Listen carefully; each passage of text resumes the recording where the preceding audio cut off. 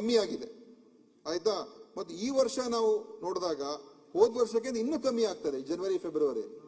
So ನಾವು ಇದನ್ನ ಯಾಕೆ ಕೆಲವು ಆಡಿಟ್ ಮಾಡಿದಾಗ ಯಾಕೆ ಡೆತ್ಸ್ ಆಗ್ತಾ ಇತ್ತು, ತಾಲೂಕು ಆಸ್ಪತ್ರೆಗೆ ಹೋಗ್ತಾರೆ, ಅಲ್ಲಿ ವೈದ್ಯರು ಇರೋದಿಲ್ಲ, ಗೈನಕಾಲಜಿ 4 ಗಂಟೆ ಮೇಲೆ ಖಾಲಿ, ಅಲ್ಲಿ ಇರೋದಿಲ್ಲ, ಅನೆಸ್ಥೆಸಿಸ್ ಇರೋದಿಲ್ಲ, ಎಮರ್ಜೆನ್ಸಿ, ಅಲ್ಲಿಂದ ಮತ್ತೆ ಅವರು ಜಿಲ್ಲಾ ಆಸ್ಪತ್ರೆಗಾದ್ರೂ ಹೋಗ್ಬೇಕು ಅಥವಾ ಪ್ರೈವೇಟ್ ನರ್ಸಿಂಗ್ ಹೋಮ್ ಹೋಗ್ಬೇಕು, ದಾರಿಯಲ್ಲೇ ತೀರೋಗ್ತಾರೆ ಅಥವಾ ಕಾಂಪ್ಲಿಕೇಟ್ ಆಗ್ಬಿಡ್ತಾರೆ. ಅವರು ಜಿಲ್ಲಾ ಆಸ್ಪತ್ರೆಗೆ ಅಥವಾ ಮೆಡಿಕಲ್ ಕಾಲೇಜ್ ಆಸ್ಪತ್ರೆಗೆ ಬರುವಷ್ಟೊತ್ತಿಗೆ ಕಾಂಪ್ಲಿಕೇಶನ್ ಜಾಸ್ತಿ ಆಗಿರ್ತದೆ. ಅದಕ್ಕೆ ನಾವೇನ್ ಮಾಡುದು ಅಂತ ಹೇಳಿದ್ರೆ ತಾಲೂಕು ಆಸ್ಪತ್ರೆಗಳಲ್ಲಿ 24/7 ನಾವು ಈ ಟ್ರಯಾಡ್ ಇಲ್ಲದೆ ಹೋದ್ರೆ MCH ಸರ್ವಿಸಸ್, 2 ಗೈನಕಾಲಜಿಸ್ಟು, 2 ಅನೆಸ್ಥೆಸಿಸ್ಟು, 2 ಪಿಡಿಯಾಟ್ರಿಷಿಯನ್, 1 ರೇಡಿಯಾಲಜಿಸ್ಟು ಇಲ್ಲದೆ ಹೋದ್ರೆ ಅವಾಗ ನೀವು ಎಮರ್ಜೆನ್ಸಿ ಸರ್ವಿಸಸ್ ಕೊಡಕ್ ಆಗೋದಿಲ್ಲ.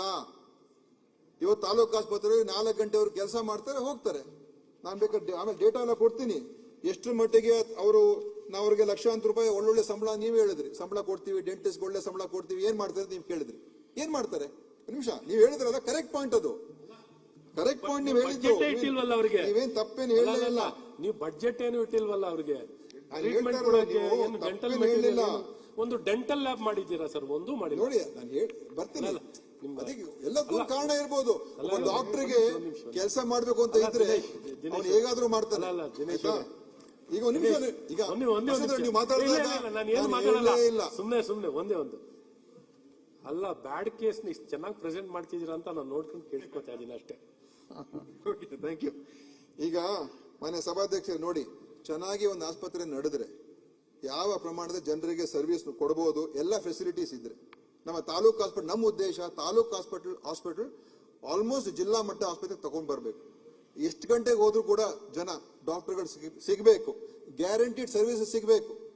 ಈಗ ಏನಾಗಿದೆ, ನಾವು ಎಲ್ಲ ಕಡೆ ಹಂಚಿದೀವಿ. ಅಲ್ಲಿ ಒಂದು CH, 1 ಗೈನಕಾಲಜಿಸ್ಟು, ಇನ್ನೊಂದು ಕಡೆ 1 ಅನೆಸ್ಥೆಸಿಸ್ಟು, ಇನ್ನೊಂದು ಕಡೆ 1 ಪೀಡಿಯಾಟ್ರಿಷಿಯನ್, ಅವ್ರಿಗೆ ಜಾಸ್ತಿ ಕೆಲಸ ಇಲ್ಲ.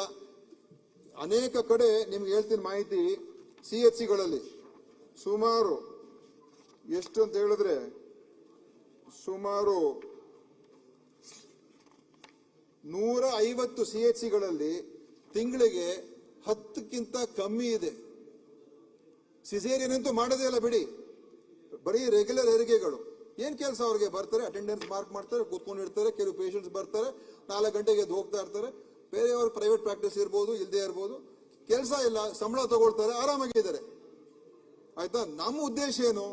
ಕರೆಕ್ಟ್, ಒಂದ್ ಕಡೆ ನಾವು ಹೇಳ್ಬೋದು ಎಲ್ಲಾ ಪೋಸ್ಟ್ ಭರ್ತಿ ಮಾಡ್ಬಿಟ್ರೆ, ಎಲ್ಲ ಫಿಲ್ಅಪ್ ಮಾಡ್ಬಿಟ್ರೆ ಅದು ಒಂದ್ ರೀತಿ ಸಮಸ್ಯೆ ಬಗೆಹರಿಸುವಂತ. ನಮ್ಮ ಉದ್ದೇಶ ಏನು?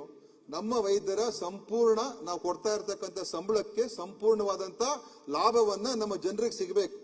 ಒಂದು ಟ್ರಯಡ್ ಇದ್ರೆ ಖಂಡಿತವಾಗಿಯೂ ಆಸ್ಪತ್ರೆಯಲ್ಲಿ ಕನಿಷ್ಠ ಅವರು 100 ಹೆರಿಗೆಗಳು ಮಾಡಿಸ್ತಕ್ಕಂಥ ಒಂದು ಅವ್ರಿಗೆ ಅವಕಾಶ ಇರ್ತದೆ. ಚೆನ್ನಾಗಿ ಕೆಲಸ ಮಾಡಿದ್ರೆ 70 ಮಿನಿಮಮ್ ಇಟ್ಕೊಳ್ಳೋಣ. ಚೆನ್ನಾಗಿ ಮಾಡಿದ್ರೆ ಪರವಾಗಿಲ್ಲ ಅಂತ ಹೇಳಿ 100 ಮಾಡ್ಬೋದು, ಸರಿಯಾಗಿ ಮಾಡಿದ್ರೆ 120ಕ್ಕೆ ಹೋಗ್ಬೋದು. 2 ಟ್ರಯಡ್ ಇದ್ರೆ ನೋಡಿ, ದಾಂಡೇಲಿ ಆಸ್ಪತ್ರೆಯಲ್ಲಿ ಅಲ್ಲಿ ಪ್ರತಿ ತಿಂಗಳು ಇದಲ್ಲ